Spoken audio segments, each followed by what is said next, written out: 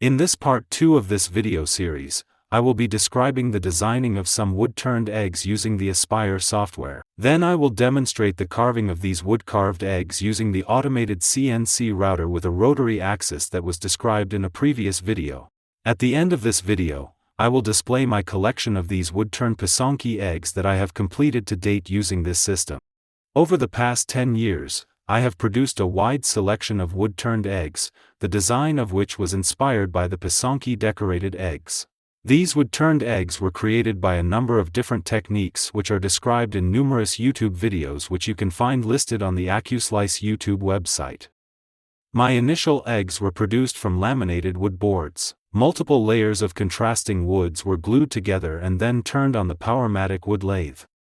My next series of wood eggs were produced from segmented wood discs that were accurately sliced using the new Accu-Slice and Accu-Wedge systems. Some of these eggs had over 50 segmented wood layers and contained more than 5,000 segments of wood.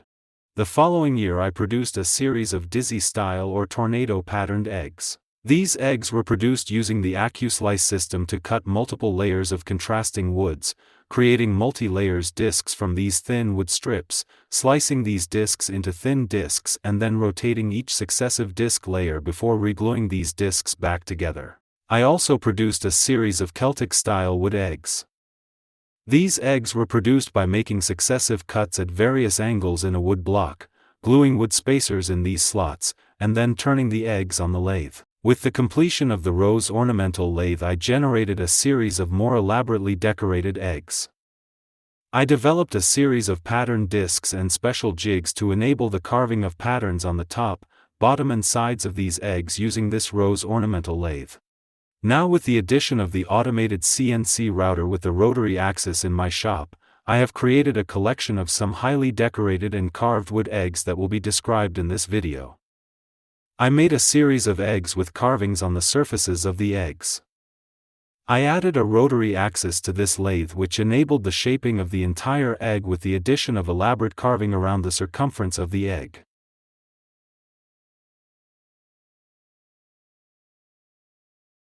I start by opening up the Aspire software to create a new part. Under the Startup Tasks, select Create a New File. This project will be a rotary project. I plan on producing this project from a wood block that is 6 inches in length and 3 inches in thickness or diameter. The Z0 position will be the cylinder center axis and I will be setting the X0 position to the center of the 6-inch long wood block. The orientation of my rotary system is along the X-axis and I need to set the modeling resolution to very high.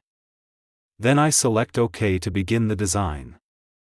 The first step is to import a bitmap of the basic egg shape. I had previously created this egg shape image and stored it in my computer files. Under the File Operations section at the top of the page, select Import a bitmap and bring in the egg shape drawing onto the screen.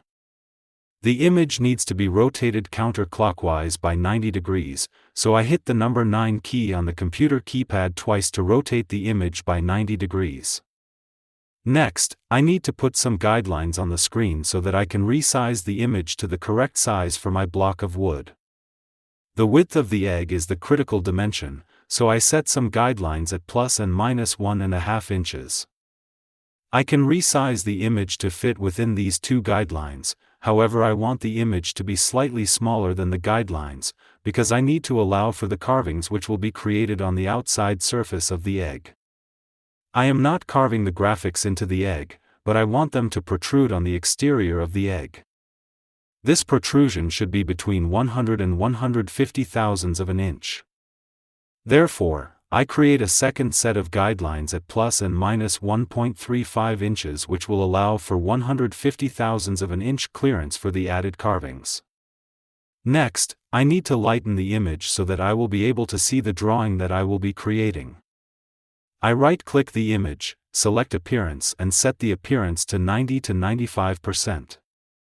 I can then resize the image to fit within these inner top and bottom guidelines. It is probably best to turn off the automatic snapping functions at the top right-hand location on the screen. Select the ellipse icon in the Create Vectors and starting from the X0, Y0 position.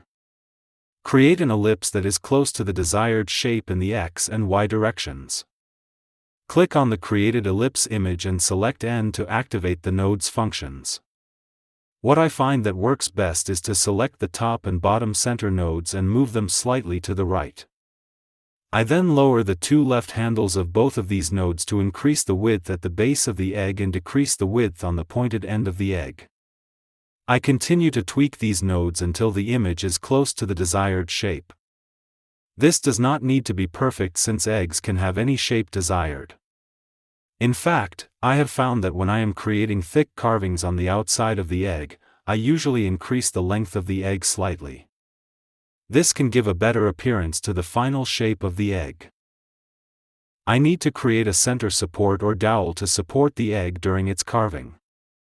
I want the diameter of this dowel to be about 1/4 inch. I can create this dowel in two ways. The most common method of creating the center support is to adjust the zero plane. To do this, you click on the Components tab on the left side of the screen, and then select the zero plane. Then set the base height to 0.125 inches. When I select the 3D view, you can see the resulting center support dowel that was created. This works quite well, but later when you generate the tool paths, you end up with vertical walls on the top and bottom sections of the egg being carved. These vertical walls can interfere with the use of the tapered ball nose router bits, which will need to carve deep down to the 1/4 inch diameter dowel. As a result, I will be designing the shape of the egg such that I end up with sloped walls on the top and bottom sections of the egg being carved. Since I am cutting all the way down to 1/4 inch, these slopes will give some additional side clearance for the tapered ball nose cutter. When I use the zero plane adjustment technique, the tapered ball nose cutter may cut into the straight sides. Creating this slope on the egg ends eliminates this issue. This can best be described by just describing how I accomplished this. Therefore, I readjust the zero plane base height to 0 to eliminate the center dowel. The egg shape drawing needs to be modified in order to create the path that will be used to generate the three-dimensional egg shape. I will be using the Aspire Sweep Between Two Vectors tool to generate this image. I begin my drawing by adding some guidelines. I first create a set of horizontal guidelines at 1/8 inch from the horizontal center.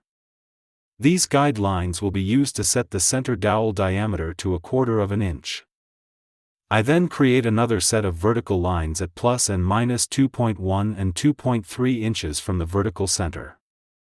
These guidelines will be used to generate the sloped wall described earlier. I then add another horizontal line at the top of the egg and a final horizontal line on the horizontal center. I will be using the Aspire Line Drawing tool to generate the lines as shown and then use the Trimming tool to trim off the end of these lines. I first create a horizontal along the 0.125 inch top line. This line defines the 1/4 inch center dowel. I then create the lines which will define the slope that I want to create at the ends of the eggs. Notice that I draw all of these lines past each of the other lines. I will then use the Trim tool to cut these lines to meet the other lines. I only need the drawing for the top half of the egg, so I delete the bottom half of the egg drawing and I also delete the center line. The vector lines that were just created all need to be joined. I select all of the lines and then use the Aspire Join Open Vectors command to connect them. Next, I adjust and move the two rail sweep rails to locate them at the outside lines of the egg drawing. A note of caution here. When moving these two rail sweep lines, it is important that you do not move them vertically. If you do, you will get a gap in your final egg design. Finally, I use the two rail sweep command to create the egg shape. Select the two rail sweep command, then select the two sweep rails, select Use Selection, then while holding down the Shift key, select the egg drawing line and select Apply. Then close this function. If you then select the 3D view, you should see the basic shape of the egg. Give this drawing a name and save. I need to create the three-dimensional graphic that will be added to the outside of this egg. Rather than create this graphic directly on the outside surface of the egg in this rotary drawing, I have found it best to create the images in a separate Aspire single-sided drawing, then save it as a clip art image. This clip art image can then be brought back into this rotary drawing and the image placed on the surface of the egg. By saving the newly created image as a clip art file, I can also use it for other projects. I create these three-dimensional images in a separate single-sided drawing file because I have experienced issues when trying to use the add and merge functions when combining multiple components together in the rotary drawing. These problems do not occur in the single-sided drawings. It is also easier to use the mirror function in the single-sided drawings. First, I need to determine the size of the drawing that I will need to create for this image. To do this, I create a rectangular box over the general size of where the graphic images will be placed on the egg and then measuring the length and width of this box. It just needs to be close since you can resize the image in the future if needed. Notice that I do not make the box the full width of the egg, since you will not be able to carve images to the very end or tip of the ends of the egg. If this rectangular box is selected, the dimensions are displayed at the bottom of the screen. In this case, the image size is approximately 3.33 inches by 9.425 inches. I can now create a new Aspire drawing using these dimensions as the image size. You are able to have more than one Aspire program running at the same time. Therefore, I click on the Aspire icon in order to start the second program.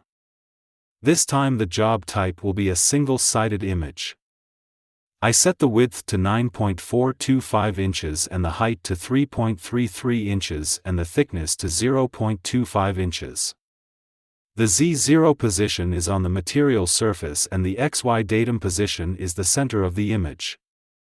Again, the resolution should be very high. Select OK to continue. To create the images for my egg projects, I like to use the 4-quadrant mirroring tool.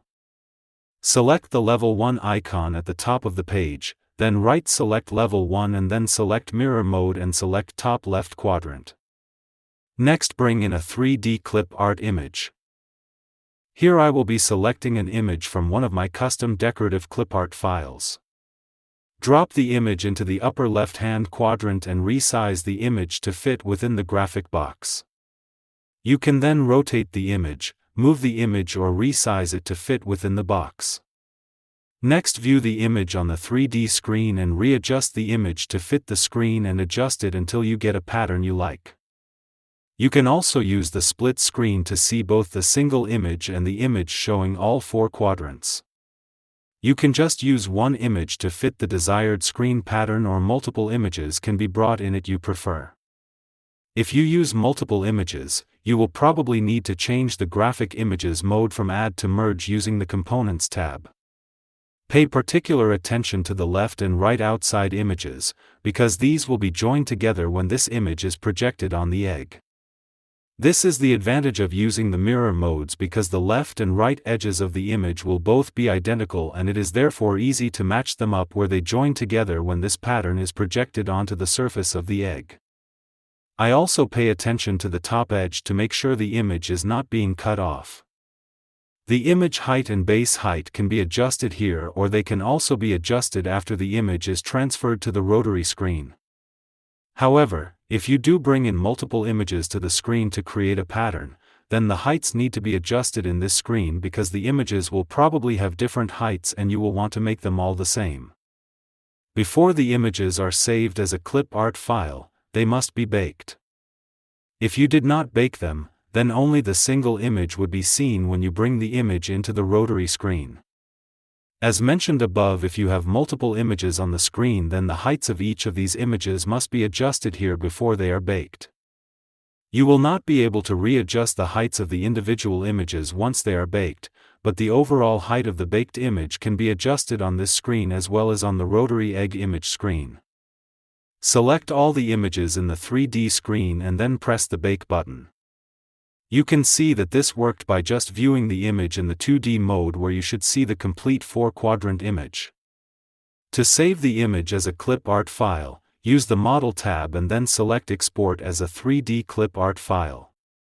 I have created a separate clip art directory file where I am saving all of my generated images for my eggs and other projects. Give the image a name and then save the image to the clip art file. Now we can go back to the Rotary screen and import this graphic. Once the Rotary screen has been opened, then select the clip art folder, locate the image that you just saved and bring it into the screen. You will need to rotate the image and you will need to resize the image to fit the pattern onto the egg. Note that the image pattern cannot project to the very left and right edges of the egg image since it is impossible to carve at these extreme surfaces of the egg, therefore I adjust the size of the image as shown. After it has been entered, I view it in the 3D screen and then readjust and resize the image as needed. I also adjust the top and bottom portions of the image so that they are equal on these two edges. Once this is done, you can see that the two edges of the image match up perfectly when this image is projected onto the surface of the egg. Next, I switch to the tool path commands and click on the Set command. We are using this function to make sure that the egg with its graphics will fit in the 3-inch diameter block that we will be carving. As you can see here, my egg with the graphics on its surface is too large. I need to make some changes. I can reduce the thickness of the graphic image added to the outside of the egg, I can reduce the diameter of the basic egg shape, or I can use a larger block of wood for this project. Since this project is only slightly oversized, I will just adjust the thickness of the graphic image. I click on the component properties, select the image and then adjust the thickness of the image from 0.1702 to 0.15 inches. The egg with its graphic image now fits onto the 3-inch diameter limit for this project. We are now ready to design the tool paths for this project. My first tool step is to trim the wood block so that it is perfectly round at 3.0 inches. I am starting with a block of wood that is 3 inches square by 6 inches long. However, I will be cutting off the corners of the wood block on the band saw so the overall diameter will be less than 3.25 inches. To round the wood block, I click on the Gadgets tab at the top of the page. I then select Wrapping and then Create Rounding Toolpath.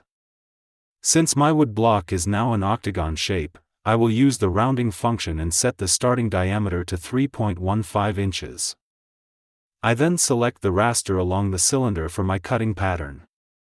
I will be using a 1/4 inch end mill and I will be rounding the block down to 3.0 inches in diameter and to a total length of 6 inches. Finally, select OK to generate the tool path. The tool path is created and is displayed in the tool paths on the bottom right of the screen. I will be using 2 tool paths to cut out the overall shape of the egg. I will be using a roughing tool path and then a finishing tool path. Before I generate these tool paths, I need to generate some vector lines to establish what area of the round wood block these 2 tool paths will be cutting. I click on the switch to Design Commands and then select the 2D view. For the roughing tool path, I will be cutting all the way to the outside edges of the egg shape that we created. For the finishing toolpath, I will be cutting a smaller area just slightly larger than the outside edges of the egg shape. By creating this smaller cutting distance for the finishing tool cut, the tapered ball nose cutter used for the finishing tool path should stay clear of the outside edge created by the roughing cutter. I then draw the 2 rectangular vector images that will be used to generate these 2 tool paths.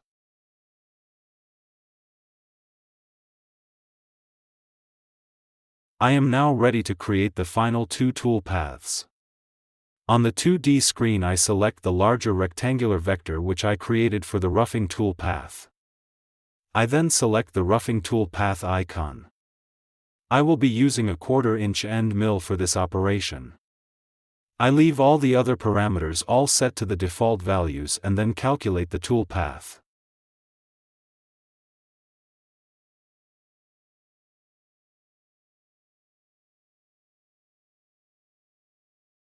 I select the inner finishing rectangular vector on the 2D screen. I then close the toolpath option screen and select the finishing toolpath. I will be using the 1/32 inch diameter tapered bull nose cutter for this operation. I click on the selected vector icon and leave the remaining options to their default values and then select Calculate to generate the tool path. I am using a very fine cutting tool for this operation, so the calculation does take considerable time to generate this tool path. When done, I then click on the tab to preview all of the tool paths. The resulting image shows the resulting project. The two outer stubs are the extra stock from the 6 long round wood block. This is the stock onto which I have attached by 2 end plates. The roughing cutter cuts the majority of the wood stock and finishes the 2 tapered edges. The finishing tool cuts the basic shape and detail carvings on the egg.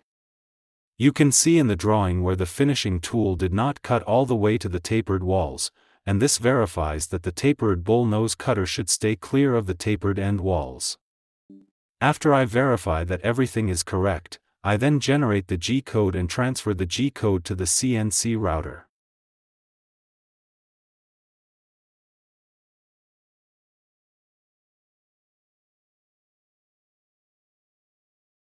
To produce these wood-carved eggs, I started out with a block of wood 3 inches square by 6 inches long. In order to speed up the rounding of the wood block on the rotary axis, I am cutting off the corners of the wood block on a custom jig that I made for my bandsaw. This jig was made from 2 45-degree wood angles that were mounted to a 1/4 inch thick piece of plywood and then clamped to the bandsaw tabletop. The corners of the wood block are cut off by just sliding the wood block along the 2 wood angles and through the bandsaw blade. I demonstrated the carving of this wood egg in the previous video. In order to not be too repetitious, I will be briefly demonstrating the carving of another one of my wood eggs, using the same procedures that were demonstrated in the previous video. I then used these same procedures to carve all of the remaining wood eggs which are shown at the end of this video. Before I started any of the carving of the wood eggs, I aligned the X, Y, and Z axis as was described in the previous video. For this wood egg, I am using a wood blank that consisted of 2 3-inch cube walnut wood blocks with a series of laminated contrasting woods between the 2 walnut blocks. I will be creating a dome band around these laminated wood layers during the carving of this egg. I will then create 2 image patterns on the 2 walnut wood blocks on both sides of the laminated wood layers. The first step for this project was rounding the wood block using the rounding program with a 1/4 inch end mill as was described in the previous video. This step took about an hour to complete. I then used this same 1/4 inch end mill for the second roughing program. This roughing program quickly carved away the majority of the wood from the surface of the wood block, leaving about 0.20 of an inch of wood on the surface of the wood egg. This step took 2 to 3 hours to complete. For the final third program, I switched to a 1/32 inch tapered ball nose end mill. Since this bit is very small, this program took the most amount of time to carve the final shape of the wood egg. For most of the wood eggs, this program step took between 12 and 24 hours. However, this cutting operation can be left unattended and I allowed it to run overnight.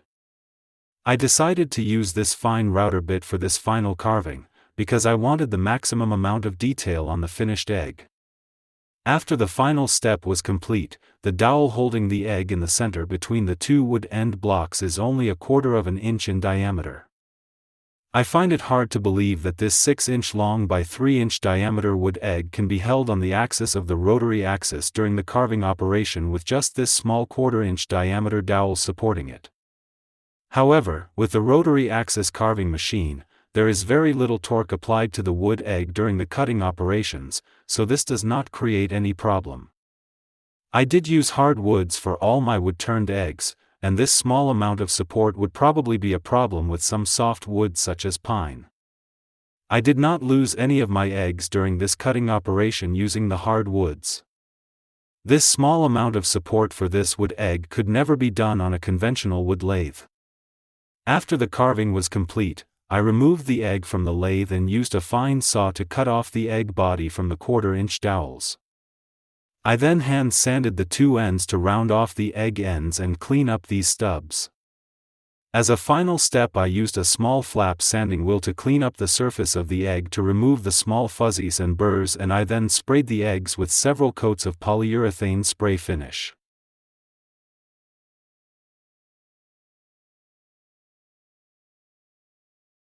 Using the methods outlined in this video, I have so far this year produced a total of 10 different carved egg designs. Each of these eggs is different, using different design patterns, some inlay carvings, different wood species and variations in the detail of the designs. Here I am showing a 10-second clip of each of these carved wood eggs, so that you can see the detail and variation of each of these wood eggs. I used a number of different woods to produce these eggs, including padauk, walnut, cherry and cedar. If you like this video, please give a positive response to this video. This helps us continue to produce these videos. I am planning another video using these same methods to produce some Christmas tree decoration bulbs. This video should be completed by the end of next month. Thank you once again for watching this video. If you have any questions or concerns, please contact me by email at the address listed at the end of this video.